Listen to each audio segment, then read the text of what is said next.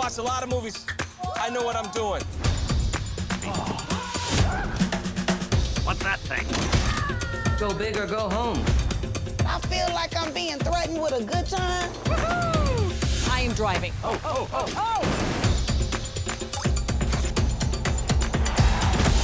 Why are you so handsome? My dad was a weatherman. I want a new start for me and my son. It's time to start a new chapter. Love is it just a word? It's by how you show up. Sometimes things don't go the way you plan. I'm not the one who's causing all the damage around here. The only way we're gonna change Chicago is if we do it from the inside. Feel like we're on the right track. Keep it up. It's The Last Stand. And here is your host, Brian Custer.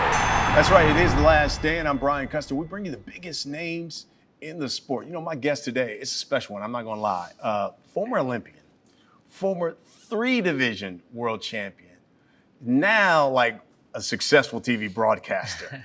It just so happens to be my colleague as well. Abner Mares joins us here on The Last Stand. What's up, my man? What's going on, BC? What's going on? How are you? Man, that was a great introduction. Hey, It made me feel some type of way. I'm speaking facts, speaking facts. Yes, so let's get right to it, because in September, you're coming back to the ring. Yes. Miguel Flores, you're facing. It will be your first fight in 3 years. Let me just ask you the $1 million question. Right, I'm ready for that. Abs, why? Why? Why do it? How did I know this was coming, man? And you know what? That is the $1 million question, because that's the most common question that I get. You know, why? What are the reasons? And basically, yeah, just the big all caps why. And there's a simple and really short answer. Why not? Why not? You know what I'm saying? And the reason for that and being so straightforward with it is because if you look at, you know, people that had injuries in sports or any type of, you know, thing that, you know, they love and they can't do it anymore, and then they're given a second opportunity, I'm sure anyone you ask, they'll say, I'll take it because that's my passion, that's what I love. And being that this is another opportunity that I'm getting, and I feel that my body is good, I feel that I'm in the right position, right time to come back and test the waters, because that's really what I'm doing in this fight. I'm gonna go out there, test the waters again. I'm like a new man, you know, it's like a debut fight, and see how I feel. And depending on that fight, it will really determine whether or not I will continue as in 2 or 3 more fights. But this is just a comeback fight, and the answer is why not? I get an opportunity, and I'm going for it. So let me play devil's advocate, because I already see how a great family guy you are. Right. Beautiful daughters, right? And you're right. You talked about your body and things like that, but it's your eyesight. Right. And that's something precious. Yes. And you want to cherish that. I mean, you could put that at jeopardy. Yes. You know what? I got asked that question recently as well. Not just so much the eyesight, like, you know, the health. Like, man, it's a risk going inside the ring. Why take that risk? And you know what my answer was? Like, it's more risk now living in this world than it is to stepping in the ring. We're seeing it every day. Shootings, massacres, like, it's crazy. It's a tough world we live in. So believe me, stepping in the ring is the easiest thing right now. So for me, it's just another challenge. I'm gonna be honest, this is my second time. Well, basically, yes, second opportunity, third, because I did have a detached retina back in 2008, and this is my second detached retina. So I know how it goes. I know the risk, and I was able to make a career out of that, BC. After 2008, all the way to 2018, I made a career, 3-division, 4-time world champion with the detachment of the retina. So now you're telling me that, oh, you can't come back. Yes, I can, and I proved it, you know? I became a multi-division world champion, and now with this, obviously, I'm being straightforward with not just you, the whole public.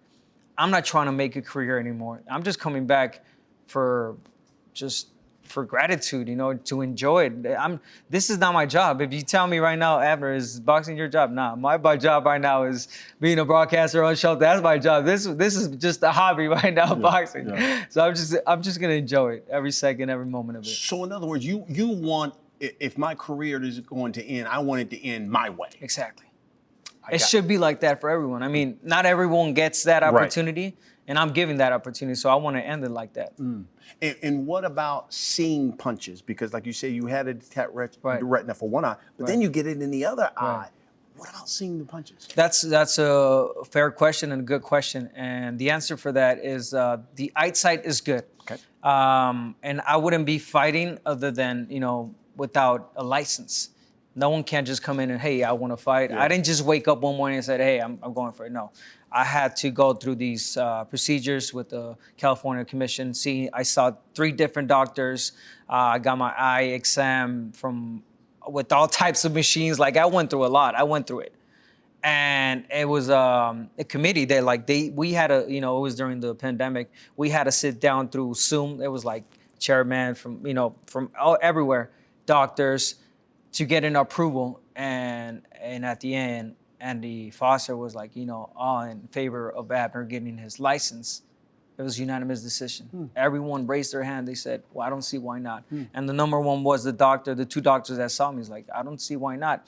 And I'm going to tell you, my eyesight is not the best from here to a distance, but I can see you. Yeah. I can see you, but try throwing a punch.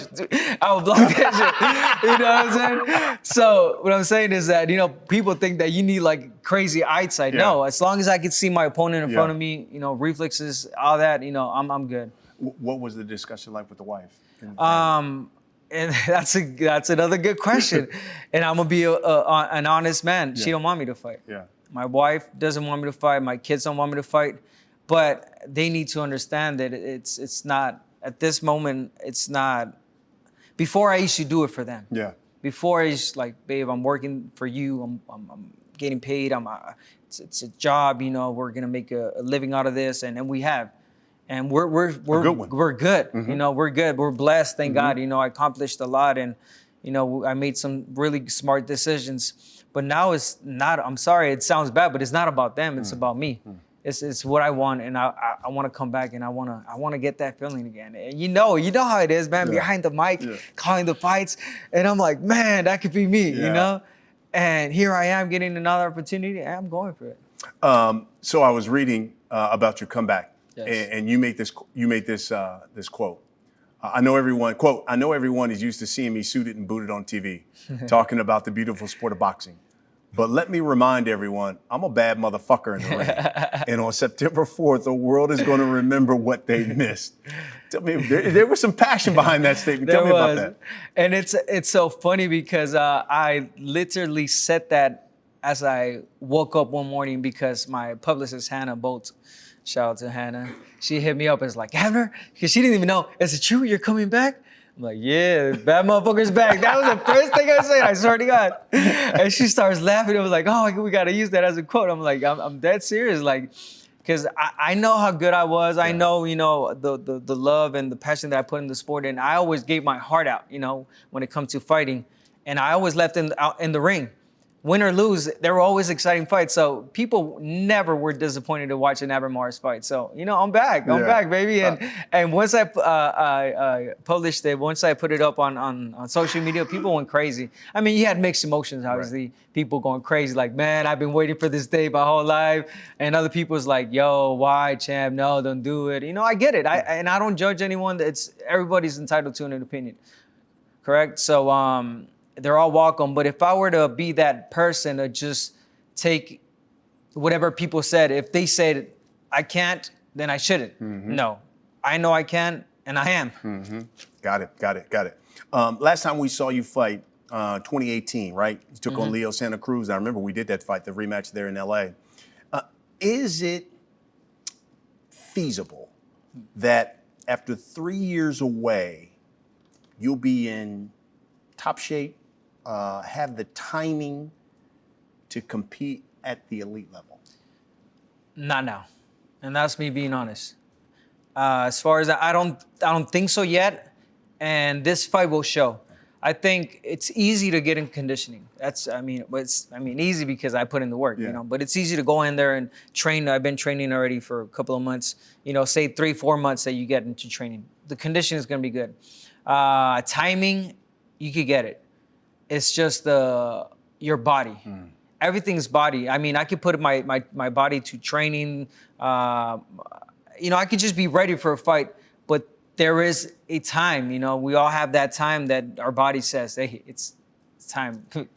Time to hang them up. So I still haven't felt that way. I've sparred already. I felt good.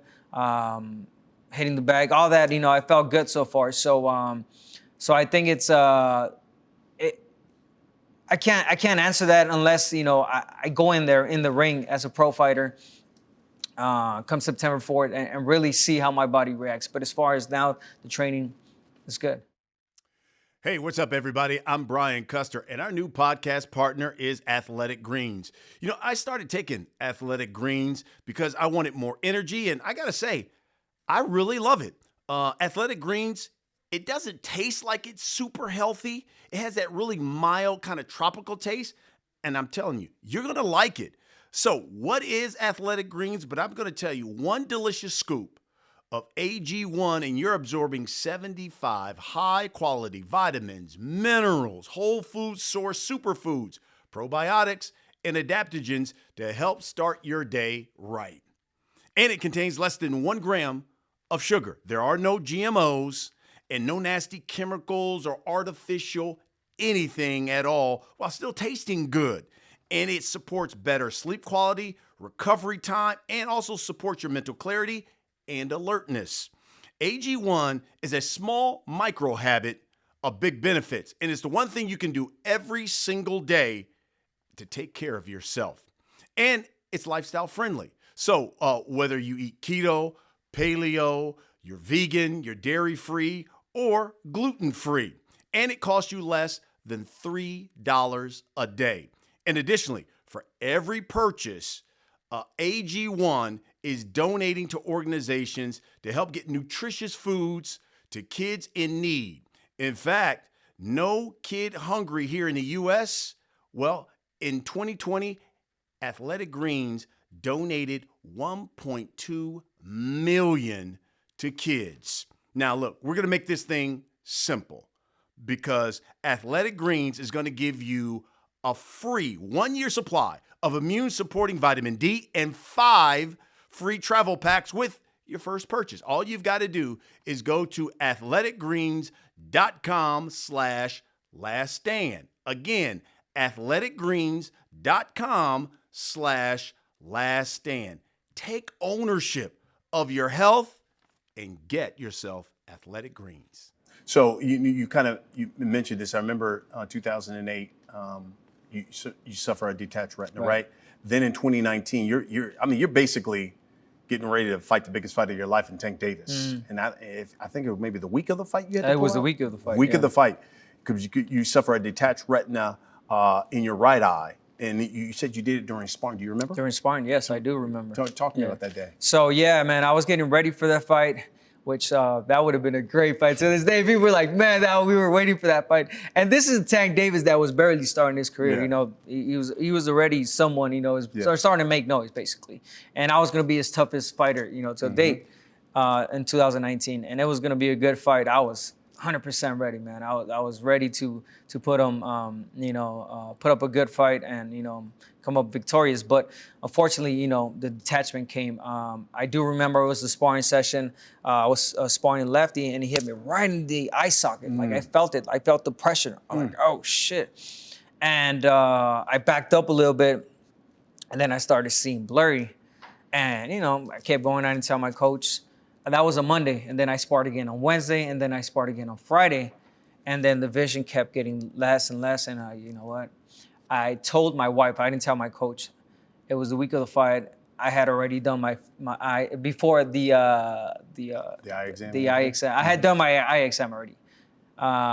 So I tell my wife, I'm like, how about I just go for it? You know what I'm saying? Like my vision's still like somewhat okay. Like let me just go out and fight, and after that we'll take care of the problem, you know, the eye problem.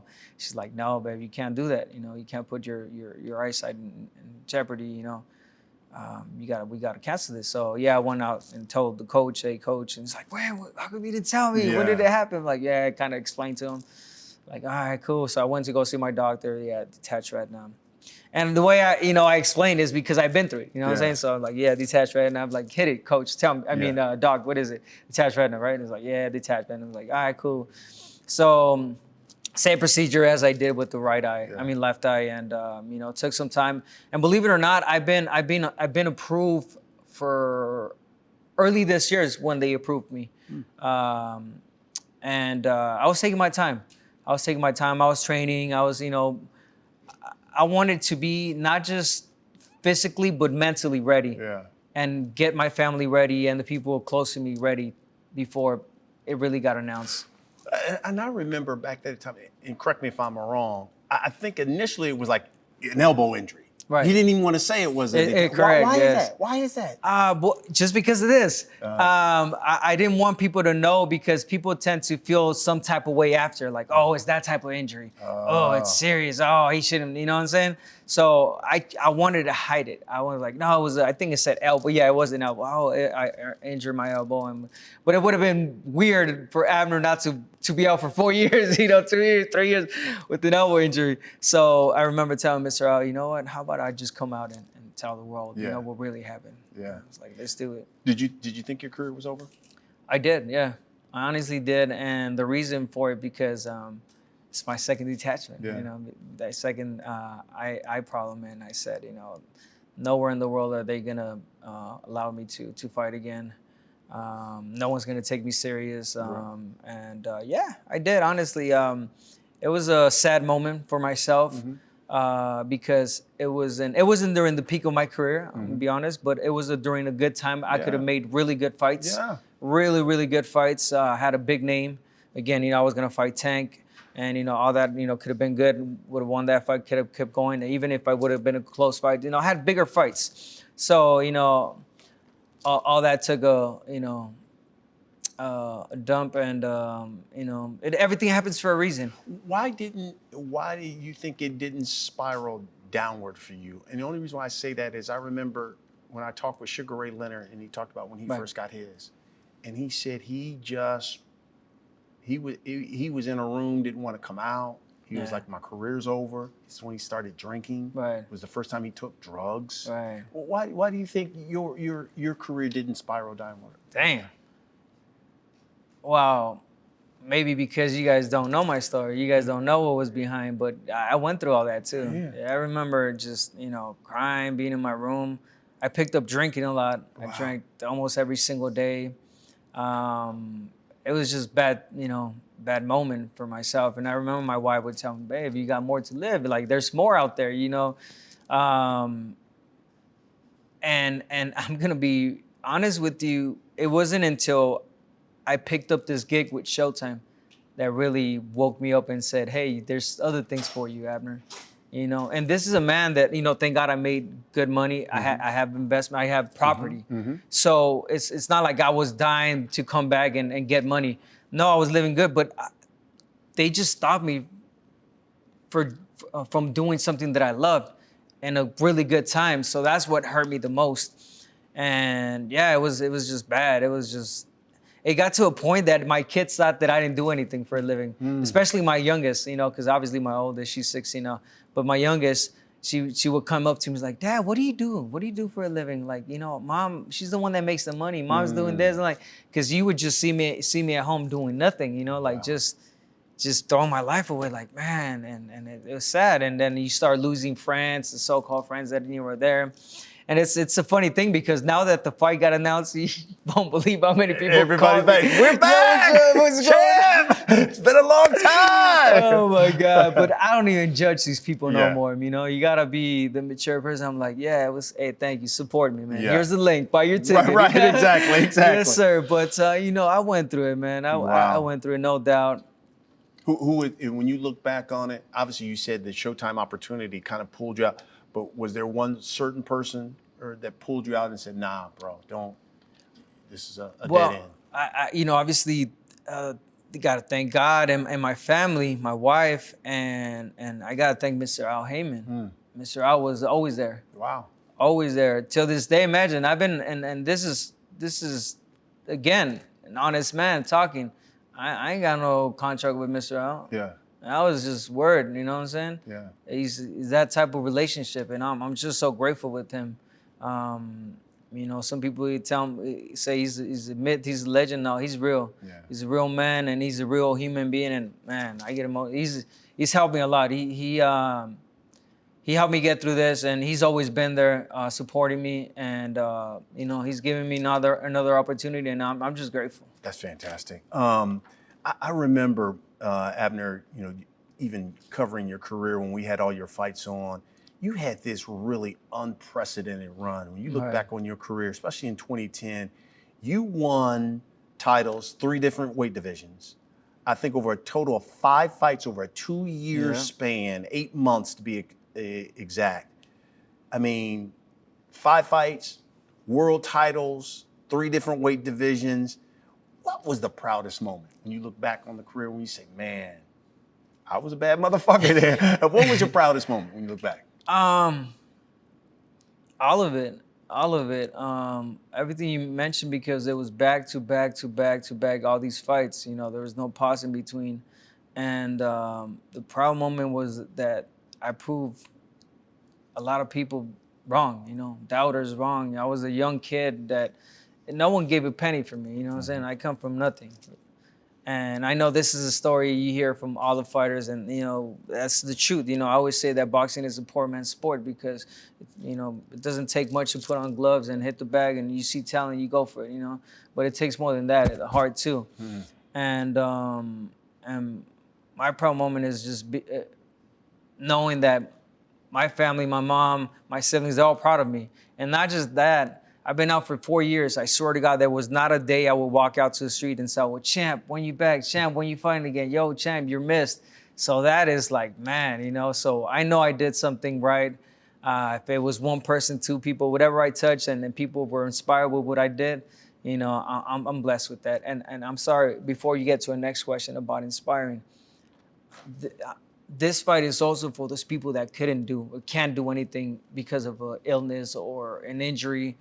Because I am fighting for all them. Imagine how many people wish they could get this opportunity to fight or do. You won't believe how many messages I get from people that had detached retinas. Champ, man, my career is over. Champ, what did you do differently? Champ, how do you treat a detachment? Like, man, I ain't no expert, but I've been through it. I kind of guide them. I ain't gonna give no names, but there's been some fighters that told me about it, man. And like, it's crazy, man. Detached retina, I plan on talking more about this, man, but it takes you to a dark place, man. I've known people that have been through, you get through to depression, because there's some people that really lose their sight, like really can't see anything. Wow. And I've been blessed to correct that. And what helped me a lot was that I took my time. Israel Vasquez, he didn't. I remember, and I know this story, he fought Marquez and he got the detachment of retina. He went back to the gym, he wanted to train, he wanted a rematch, and he busted his eye again. When I had my first detached retina, I waited a year. Second detached retina, I'm waiting 4 years. I'm not pressuring myself, you know what I'm saying? So it's not like, again, I got the same risk that most of these fighters have. It's the same risk. My eye is good as far as attachment and all. I've seen my doctor last week, and we laugh about it in a cool way. It's like, man, Abner, I'm gonna be there. Like people don't know that you good. I know, dog. That's fantastic. So 2 years ago, you come to work with us at Showtime, calling the fights. What was that experience, and how has the experience gone? Was it like, this is fun? Have you gained a new insight into the sport, or was it like, man, that should be me? These dudes ain't even on my level. What has that been like? Oh man, it was. It was intimidating. Yeah. It's really intimidating because I'm in a different world, you know, Yeah. some new, talking to a kid that didn't even graduate high school, you know. I see you guys use like crazy words, big words, and I'm like, man, do I need to talk like that? Do I need to sound like that? And I gotta thank my man right here, BC, like one of the first guys that will pull me out to the side, like, yo, champ, relax, stay calm, man, breathe, just be yourself. Yeah. Don't be that guy like, hey, you know, Right. like, don't be that, remember? Right, Don't be absolutely. that guy. Be Abner Mares, you Abner. know what I'm saying? And then Mo, Al, you know, the whole team, you guys have been so welcoming, you know, and but to answer your question, yeah, it was overwhelming. I felt really nervous. Till this day, I still get nervous on camera. We all do. And I always say this, if you're not nervous, as long as I've been in the business, if you want to have just a tinge of nervousness, and it's not like I'm scared, Right. it's just that nervousness, like before a big fight. Exactly, yeah. It's time to get out. Exactly. It's time to get out because there's something wrong. But go ahead. Well, yeah, no, thank you, man, and yeah, you're right about that. Even when they ask about fights, like, yo, champ, are you scared before a fight? I'm like, no, I'm nervous, Yeah. but I ain't scared. I ain't Same thing with scared. this, like, I'm Yeah. not scared, but I'm just nervous because I don't know what's gonna happen. But yeah, once that light the red light comes on, like, it's on, boom. Now, do you see, and even now that you've been in the ring, is it a different perspective? Because now It you've is. had the opportunity to see it too and things of that nature? And that's another good question. And I'm gonna say it like this. It's not easy. People, I get it all the time. Oh, champ, that's what's up, man. It must be easy because you box. I'm like, yeah, it's in some way, but it's not easy because you got to put it in words for people to understand what's going on in the ring. I can't, I could just get, like, if I was chilling at home talking about, man, he effed him up, you know what I'm saying? Like, yo, he threw, Right. You got to keep it professional, tell him Yes. exactly what's going on, why he's doing this, why he's doing that, and, what corrections he's got to make, stuff like that. And it's not easy. It's not easy. So, I got to give it to them. My guys, my colleagues right now, it's not easy. And as a fighter, fighters, don't take it personal. If I'm talking about a fight that's going on, something that you have to do correct, the other opponent as well, don't take it personal. Don't come out next, like, yo, champ, why are you talking? No, I was like, you didn't look good, man. Yeah. That's all it is. Yeah. So yeah, because I had it already. And now I understand you guys. You get paid for your opinions and how you see it. Absolutely. So you're coming back at 130.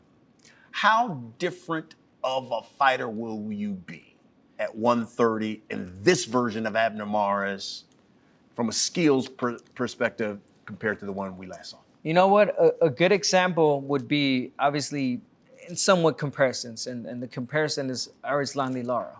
Older man. He used to be a great boxer. He used to use the ring, the entire ring. We saw him in his last 2-3 fights. He sits on his punches. You got to change it up. Your body's not the same. The age is not the same. You're different, Abner, different weight. So my answer, to keep it short, is, yeah, it's going to be a different guy, but maybe better, or something that you guys might like even more. I love it. So you're fighting Miguel Flores, right? What should we expect? Tough fight. It's no easy fight, especially after 4 years, I get that question too. Like, yo, you probably taking an easy fight, huh? Because you're coming back after a long layup. Like, nope, it ain't no easy fight. So I expect a tough fight against Miguel Flores. He's got a lot of heart. He throws a lot of punches. Tough kid. He gave Leo Santa Cruz a run for his money as well. And, I expect a really tough fight. But at the same time, I feel like that my experience and the new Abner will surprise not only the crowd, but him and himself. Okay, Abner Mares, come to the last segment of this show. We call it The Last Stand. I'm going to ask you a serious question. Just give me the first thing that comes to your mind. All right. For the longest time, it was always Abner or Leo Santa Cruz as who's the king of LA when it comes to boxing. So right now, in your opinion, who's the king of LA when it comes to boxing? I got to say that maybe Andy Reese. He's a big name, and he's from LA. All right. I like that. Sir. All right. If you suffer a loss in this fight against Flores, will you retire for good? Yes. Okay. Yes. Who's the one fighter you've always wanted to fight, but he got away? Tank Davis. How about that? Come on now. That fight was made already. So. Give me the one fighter still out there that you feel like, man, I still need to fight this dude before I hang him up.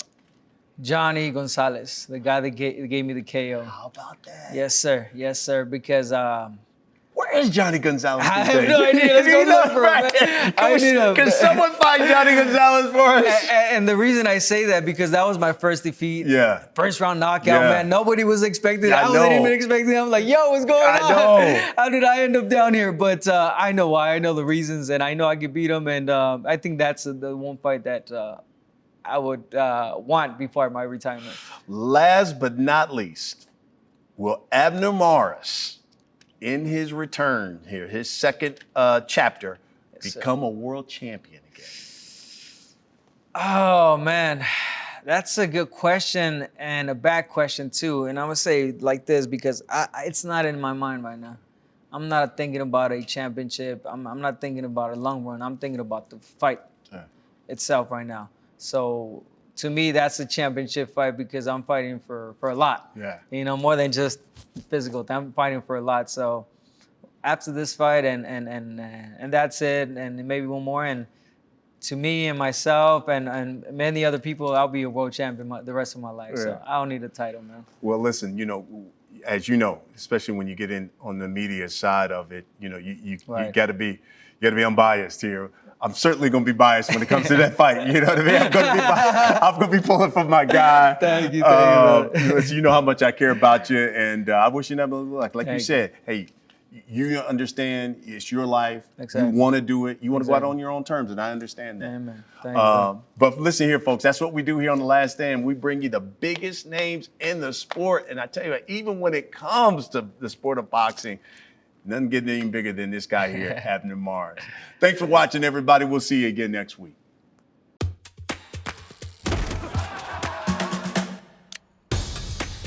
I watch a lot of movies. I know what I'm doing.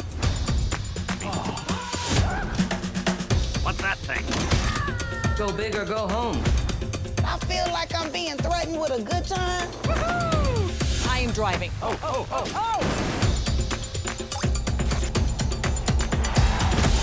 Why are you so handsome? My dad was a weatherman. I want a new start for me and my son. It's time to start a new chapter. Love, is it just a word? Spy how you show up. Sometimes things don't go the way you plan. I'm not the one who's causing all the damage around here. The only way we're gonna change Chicago is if we do it from the inside. Feel like we're